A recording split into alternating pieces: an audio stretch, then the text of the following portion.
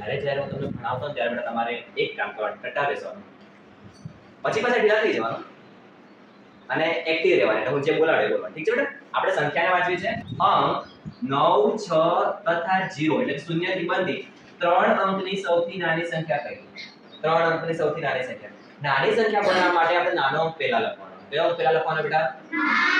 આમાં સૌથી નાનો કોણ કયો અંક દેખાય છે તમને? 0. પણ યાદ રાખો, જ્યારે કોઈ અંકોમાં 0 હોય ત્યારે જો આપણે 0 ને પહેલા લખી દઈએ ને તો એ બેટા 2 અંકની સંખ્યા બની જાય. કેટલા અંકની સંખ્યા બની જાય? 2 અંકની બની જાય. તો આપણે તો કેટલા અંકની સંખ્યા જોઈએ છે? 3. બધાનો બરાબર અવાજ નથી આવતો. 3 અંકની સંખ્યા જોઈએ છે. એટલે આ 2 અંકના આપણે 0 ને પહેલા લખી શકીએ નહીં. તો કોને લખી શકીએ યાદ રાખો, એના પછીની નાની સંખ્યા કઈ છે બેટા?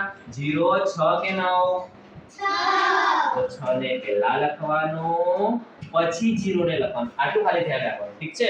તો 6 0 બાકી રહ્યા 9, 609 આપણો જવાબ થાય. કોને કોને સાચું પડ્યા? ઓકે.